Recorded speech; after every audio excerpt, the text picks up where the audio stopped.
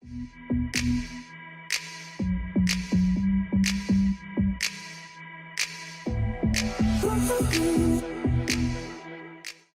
have got ourselves our Apollo guide. We are going to be running Apollo in the mid lane. That is his best lane. I know what you're thinking, Incon. All of these guys have been for basically mid and jungle. It just so coincidentally happens that when going by God name order, there was a lot of mid and jungles at the start. We're getting very close to Ares, which is a support. So we'll have a, a not mid jungle God guide. But we're going to start off with tier 2 Transcendence. This is very important. For Apollo, we're going to get 3 health potions, and normally we'd get 3 multi-pots, but we have a Baron on our team, so we're going to grab Baron's Brew and Purification Beads. Your first ability that you're going to grab is So Beautiful, just a regular old damage ability, straight down the line, goes through gods and minions alike. The reason why we play Apollo in the mid lane is twofold. 1, you need Transcendence on Apollo, in my opinion, in order to make him viable because of how well it pairs with your ultimate. In the duo lane, you almost have to buy Devo gloves just by the nature of the lane. But in the mid lane, you can get away with getting an early Transcendence. In 2, I like global ult gods from the mid lane. Think Janus, think Chernobog, Apollo. I like global ult gods in the mid lane because it gives you an easier opportunity to rotate left or right for ganks, and you get extra XP early, which means you get your ultimate online early, so you can get even more utilization out of your ultimate rotation. That's why I like Apollo so much in the mid lane. Also with Apollo in the mid lane, you can sometimes, depending on who you're against, play super aggressive if you have more lane clear than them. So let's talk about Apollo's abilities really quick, starting with his passive. Apollo has one of the best passives for hunters actually in the game. Every 10 stacks, you get a bonus 100% attack speed for the next 5 basics. Now, this does include basics that hit and miss. So you have to hit in order to build up this passive. But when you build up the passive, I've got it right there. Even if I miss autos on this, bam! Even if I miss autos, I am still going to utilize that passive. Now, if I use the moves on a wave, it will also build up the passive, as well as your ulti, I do believe, also builds up your passive. Am I right on that? I feel like they changed that recently. I might need to actually take a gander at this. Successful basics, increasing the audacity, hit or miss, gates 2 stacks. I'm pretty sure it does stack. I know it stacks in your 3, and I'm actually pretty sure it does in your ulti as well, but we'll do that little test later just to make sure. But you can see if I dash this wave, boom, builds right up on your audacity. As far as your first ability, it is the ability you're going to max. It is the ability that you're going to max first. It is just a straight up, right down the line damage ability, nothing special. You are going to get your dash at level 2. This is your third ability. The moves, this gives you damage on everybody that you hit going through it. And at the very end, you also get a movement speed buff. A lot of people forget this about Apollo's 3, but you get a movement speed buff, and the higher you have that ability ranked up, the higher your movement speed buff is going to be. Your second ability is a mez. Not only does it mez for a duration, but it also gives you physical protections. This used to also give you magical protections back in the day. It no longer does that. It is just the physical protections. As you rank up that ability, it increases the mez duration, and it lowers the cooldown of the ability. When you're playing Apollo mid, try your hardest to not back before you have your ulti, because what we're going to be able to do here now that we have our ult is I'm going to back up, and then I can ulti right back to this wave, which is 1, gonna make sure I don't miss any farm, but 2 is gonna make sure that I can look for some action. Also, you can continue to buy items while you're ulting on Apollo, just so you know. You can start channeling your ulti and then buy an item as you're leaving the base if you want to get it started a little bit early, maybe mid-max that time a little more. I'm gonna ulti right back to the mid lane, looking for the Janus here. He's gonna get away, but I did stop him from getting quite a bit of farm. Gonna go aggressive, ward his red buff right here. So what exactly does Apollo Ultimate do? One, Apollo Ultimate is a big fat mana suck. This is why I think that Transcendence is necessary on him, because it takes a lot of mana when you use that ability. But you can stay in Apollo ulti as long as you have mana. There is no duration length on this ability. So as long as you've got mana, you can stay in the air.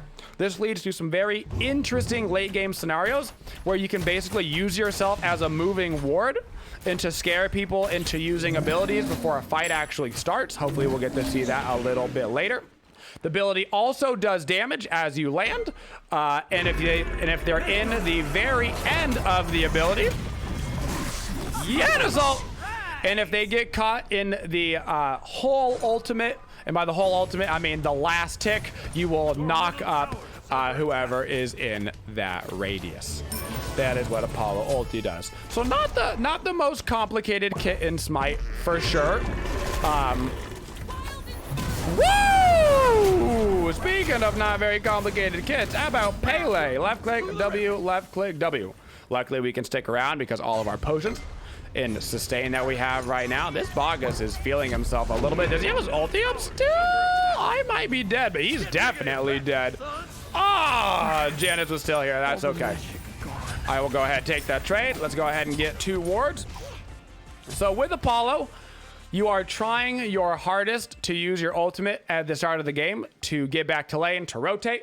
If you can try and not back unless your ultimate is up, you're going to give yourself a lot of opportunities. Try to build up a good farm lead. That's the way that I like to utilize Apollo ulti. Use it for the rotations to left and right lane, or just getting back to your mid lane looking for farm. Like right here, this Janice over here. Gonna sit in the air for a second, wait for him to come through. I know his ulti is down. I patiently waited. Pop, pop, pop. I just couldn't quite get the last auto attack there. But Janice did beat. So your perfect combination on Apollo that you are looking to do in a perfect world. You are low. This guy's very dead to Circa right now. You are looking to ulti into a fight. Then you are looking to land 1 auto attack while they are knocked up. So ulti, auto attack. Then you want to mez, auto 1 or 1 auto. That is your perfect damage combination. Ulti, auto attack, mez, auto attack 1, or mez 1 auto attack. Either way. You want to weave in your autos in between your abilities. A lot of people don't use Apollo Mez as an auto attack cancel. I do. I think that it is a really good auto attack cancel. It is preferable as well if you do the Mez into the 1, because then you can't miss it. It's not a super hard ability to hit, and you can use it defensively like in that manner. But a lot of people only use it defensively and don't use it offensively. So make sure you're trying to think about opportunities when you can use it to set up your next guaranteed auto, an auto cancel, or your 1. On Apollo, I like to hold my point at level 8. That way I can get a second point into my ultimate and max out my 1 at the same time. As far as Apollo's level order, this oftentimes confuses some people, but my level order is my ulti whenever I can get it, my 1 to max first, and then my 3 in my mez last. I like to get Apollo 3 ranked up before the 2. Why is that? Because Apollo 3 is an extremely aggressive ability. Extremely aggressive. Because it gives you that increase in movement speed, it means that you can use this ability to chase down your opponents. I like to use it in that manner. I'm playing Apollo very aggressively. It can also be used defensively because you increase the movement speed. It means that you've got a better chance of running away. But there is a third little hidden thing. Make sure you get Warrior Tabi on Apollo. Transcendence into Warrior Tabi. You don't need the attack speed boots because you get so much attack speed from your passive. You're going to find that you very easily overcap with just 1 or 2 attack speed items. So get the Warrior Tabi. Apollo's 3 also increases the movement speed of allies and decreases the movement speed of enemies. So if you dash with your friends, you're going to also increase their movement speed by up to 25% at max level. And not only does it give you that 25% movement speed, but if you hit an enemy, it slows them by that much, meaning that Apollo's 3 is potentially a 50% movement speed differential. That is a huge difference and can lead to some really, really easy kill setup. A lot of people just by default rank up the 2 because it increases the mez duration, but I like to use the mez as a setup for my auto attacks and my 1, which means that I'm usually knocking people out of the mez before the max duration anyway. So that is why I like that level order on Apollo. I'm going to use this ulti to try to chase down this Pele, except for actually, no, I'm not. I was going to, but I see that they're all rotating over here. So I'm going to try to rotate over left. I'm waiting for Chronos to come down from his ultimate. So I do a little loop-de-loop in the jungle. Bada bing, bada boom, no problemo right there. With your passive up on Apollo, like I said, it is going to use that passive regardless of whether or not you actually hit the auto attacks. So if you want to make sure that you're absolutely most efficiently using your auto attacks, you can make sure that you're using your passive on an objective like a tower or Gold Fury. That way you're not missing any of those autos. But I would recommend getting comfortable with Apollo's auto attacks, because what you can do as well is you can build up your audacity and then hold it and then walk around and look for a god and try to get the kill on them. This is actually going to be a fun little opportunity to show you how to properly tank the Gold Fury. When you have 2 ranged characters, you can tank the Gold Fury by basically taking no damage. You both stand at the very end of the Gold Fury, and you have one of you walk out as one of you walks in, one of you walks out as one of you walks in, and you will continue to reset the Gold Fury back and forth. And you can do it even though the Oleron was at really low HP and he couldn't tank the Gold Fury. He actually didn't even get hit by it because we were just resetting it back and forth. That's not an Apollo fun fact. That's just a Smite little fun tidbit there for you. So right now I thought about backing, but my ultimate's not up. So I'm actually not going to back right now. I'm going to stick around. I'm going to mez both of those guys as they scare the absolute daylights out of me. All right. That is a Janus ult down. I can back up. Here's what I can do. I can back up, get an Aussie, get an Aegis, start my ultimate, buy a Sentry Ward while I'm channeling the ulti, head back over and look for this fight. Now I've got the lifesteal built in. It's a 3v1, but if I can quickly get a kill onto this Janus, I can use this Mez 1 auto, bam, bam, boom. Just like that. That's what you're looking for on the Apollo combo. You ulti in, you land on somebody, it knocks them up, hit him with an auto attack, smash that Mez to set up for your 1, hit the 1, hit the auto attack, boom, bada boom, boom, boom. You've still got your 3 for getaway if you need it in that situation. You can see how often I'm using the Mez aggressively, which is why I don't want to rank it up for defensive purposes, because I'm not really going to get a bunch of defense out of it. So I would rather have the dash. Trying to think of anything I haven't mentioned yet. Anything very simple. Apollo has one of the more simple kits in Smite, and there's nothing bad with simple kits. It just means that there's necessarily less to explain. As far as when you're looking to rotate on Apollo, if you're playing him in the mid lane like we are, you can look to rotate to the side lanes at any time that your ulti is up. I would prefer you not walk over to one of those lanes like you maybe would on a character like Kukulkan. Kukulkan, right? You throw down the tornado, it clears the way if you can be rotating over while that's happening. On Apollo, you don't have that luxury. So try to only rotate if either you know for a fact you've got the waves pushed in so far and there's absolutely no farm on the map. If these oracles are down, there's just nothing for you to do. Because if you just strictly wait for your ulti to be up on your rotations, you're going to get a level lead no matter what is happening. And that's what we're looking to do on Apollo. Above all else is get a nice level lead for ourselves. In a, woo, this is interesting. Okay, they got the Janus ulti going through. In team fights, Apollo is interesting because you do have options. I'm actually not going to ulti left lane. I'm going to stick mid. I'm gonna stick to my guns here. I know the Janus isn't gonna be here. Apollo is great at pushing towers because of the plus 100% attack speed. If you build them a little bit more power oriented, you can see that I've got 2.4 attack speed and I've only got 1 attack speed item. That's it. I have got Aussie by itself. And with my audacity up, I straight up have almost capped attack speed. That's why you want to lean your Apollo builds into being heavier on the power action to make sure you're not overcapping inefficiently. Go ahead and take that T2, walk over, take the red buff. This is the best part about Apollo. You go over here, you take all this farm, and then you just back it up, and I get ready. I'm gonna ulti straight over to right lane. Because we are crushing it right now, I'm gonna go into crit this game. I'm gonna work on a rage, and then either a Deathbringer or an Executioner. Executioner is going to overcap us in attack speed. It's okay to overcap a little with your passive up. There's basically no efficient build that you can run on Apollo that doesn't overcap his attack speed a little bit. You just don't want to overcap it a lot of it. Nothing up for me to really farm, but the fire giant is up, so if we can get people over here, we can start this up. You can see that I'm literally just sitting in the air waiting for an opportunity.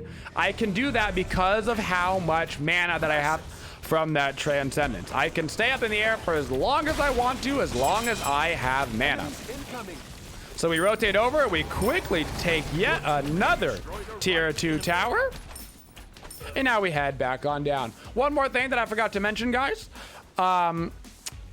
is that I forgot what I was about to say. I done forgot what I was about to say.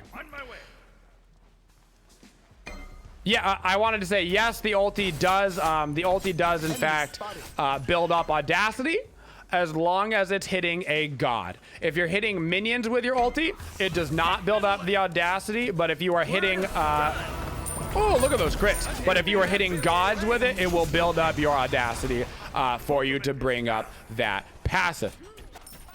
You might be thinking, so if Apollo overcaps attack speed so much, why don't I just lean into it and then go get myself something like a silver branch bow? It's a fun build that you can run, but as far as maximum efficiency, silver branch bow just isn't a super good item, so I don't recommend buying it. When your passive is up, and if you really were to lean into a full attack speed build, you can try to make it happen.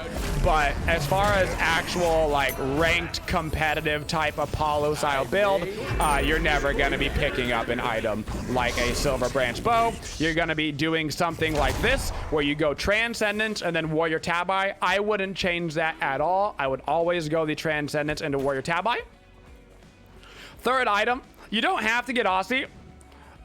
You could also get away with a Blood Forge third. The problem with that is that you're not going to have any penetration, and I like to get a little flat pen early for against the squishy characters. If you're snowballing ahead, I would go ahead, get yourself right into crit, put yourself right into the raid. If you're feeling like you're gonna be behind, or if they've got a very tanky team, and so you're not sure whether you want to go into crit because you don't know if you're going to get the stacks going. You don't know if they're going to have a lot of high Venemian lines. Maybe they've got a Kuzan bow. Go ahead and just put yourself right into the Executioner. You could always go crit after the Executioner if you feel as though you're getting bigger, or it puts you on a nice safe path to just go a more a non-crit build. You get a Kins after that. You're overcapping your attack speed a little bit. It's okay. Afterwards, you put yourself into a Blood Forge or something tankier, like a Mantle of Discord if you feel like you need the defenses. That's not a big deal. I prefer to get crit on my hunters right now whenever possible because of how strong crit is. All right, I've basically waited out my next item. I like to only back on Apollo, best case scenario, when I can back and get an item or wards or something that's gonna be of major use to me. I can back up, buy the Deathbringer, start channeling my ulti to go ahead and get back in on these fights. I'm gonna use it aggressively right now and try to land down on this Janus. I'm gonna dash in as well, see if I can't land a couple of pops. Not gonna make it. I can miss this Pele though. Preemptively beads, bring him down. I've got to Aegis some of these ultis. That's a lot of ultis on me. That's probably actually gonna be a worth trade for us. That was Serbolt down, all sorts of ultis down right there for your boy. I had to preemptively beads the Pele knockup, which let me at the whims of the old Serbi boy ulti. But we did get him right there. So for Apollo and Teamfights, you basically have 2 different scenarios. One is what you just saw, which is the riskier of the 2 options, which is ulting into the back line and trying to get a kill on one of their squishies. This is probably usually going to be the mage or the hunter. In that case, it was their assassin. But that's your one option, is ulti right into the team fight, get to the back line, pick somebody off as if you yourself as Apollo or an assassin. Your other option is to play it more defensively in the back line. Hold out, don't use your ulti, chill in the back, wait until they initiate on you, try to burn down their front line first, and then after you burn down their front line, use your ultimate as a cleanup on whoever is trying to get away at the end of the fight. Those are the 2 basically options you're looking for Apollo. As Apollo as well, of course, I hate encouraging this, but I should mention it. You are pretty good at split pushing. If the time brings itself to you where maybe your team is losing, maybe they're down in gold, maybe you're not expecting to win the next fight, you can split push fairly safely on Apollo. What you're looking to do in that case is run down a side lane. Left or right probably is going to end up being the dual lane because the farthest away from Fire Giant. After you do that, you can use your ulti to get away safely if you need it. If you're trying to get away from the enemy... Oh, I gotta be careful. That was a Yanis ult heading on over. If you're trying to get away from the enemy team, after split pushing, you basically have 2 options. One is dash to get distance between yourself and the enemy, and then ulti to get out. Or 2, throw down your mez and then ulti while they're sitting there mez. Now, be careful if you're trying to do the mez option. While it can be the more efficient option, if they have beads up or a CC immune ability and you try to do the mez ulti and you get caught out doing it, then you're a sitting duck because you're still standing right by them. So just choose your options wisely on that. You can even double down on them and you can mez first and then dash, and that way you have distance between you even if they try to beads out, and then you can throw down your ulti and try to get away. That would be the safest option, but you might not have all of your abilities up at the time, so you might have to choose between them. At this point, I gotta start to get myself over back to the team fight because I don't have my ulti up anymore. I need to be closer to where the action is. I'm gonna mez so I don't miss my auto. I'm not getting any crits right now, unfortunately. He's gonna try to ulti behind that wall, but I got to him in time. Now my target is gonna be this Janus. Give me some crits, baby. That's the crit that I'm looking for. Mezzing on the Cerberus. Bam! Can't miss that, except for he jumped over it. So as it turns out, I can miss it. They had their Bacchus back by our tier 1 tower. We're not going to chase out the Bacchus right there. We are Apollo. We will destroy these Phoenixes. We don't want to waste our time running around chasing a support when we can get ourselves a much more important objective like this right side Phoenix. Right now, the Phoenix has backdoor protections. You can see I'm only doing 91 damage. Now that a creep is in range, I will do 180 damage to this. Keep that in mind when you're split pushing. When you're split pushing, backdoor protections are a thing in Smite that people often forget about. If there are minions within the range of the Phoenix, you will have backdoor protections taken down from the Phoenix. Backdoor protections are something in Smite that is specifically in the game to prevent you from just running at Phoenixes instead of participating in the team fight. So they are way, way, way tankier than when they have creeps in range. Be careful. We got to go ahead and get ourselves out of this fight. Actually, maybe not. I'm going to go back and help out with this Pele. Mez, lay on the auto. Boom, boom. I'm going to keep an eye on my team right now. I'm going to walk over and get this red buff. You have the option on Apollo of kind of resetting a little bit, healing up off of camps, and then you can ulti right back in if your team needs you to. It doesn't look like this fight's going to continue to break out, though. We've got 2 dead, but we got 2 Phoenixes, so that's a massive win for us. Oleron and Cthulhu are going to go over and do the Gold Fury, so I can split over left a little bit. Now I've got 4,000 gold. I'm going to back it on up, and I'm going to show you guys something that you can do on Apollo that's really, really annoying for the enemy team. I'm actually going to rank up my actives right now, and I'm going to ulti towards mid lane. I'm not going to land on them until my team is in range. I am just going to be super annoying. I'm going to be a mobile ward, and I'm going to wait for my team to be closer before I land. This puts a lot of pressure on the enemy. People start to move funky. They might accidentally group up. They might put themselves in a bad position, and I can literally just sit here and wait and wait and wait and wait for the right opportunity to come down and try to get 2 of them with it. Chronos down to 1 HP. There's his Aegis. He's going to go on down. Turn on the Bogus in the back line. Serby boy just kind of slapped me a little bit, but that's all right. He right up over those back Harpies. That is a play that you just simply can't do unless you have the Transcendence. That is why it is so crucial on Apollo. And you'll find that that play is not an outlier. You staying in the air above the enemy as a mobile ward, freaking them out where they can't really group, they can't really run away as fast as they would like to, works every time at all levels of play. I promise. Even the highest level of ranked players get freaked out by an Apollo sitting above their head for that long. There's something just unnatural about it, and it'll catch you off guard every single time, guys.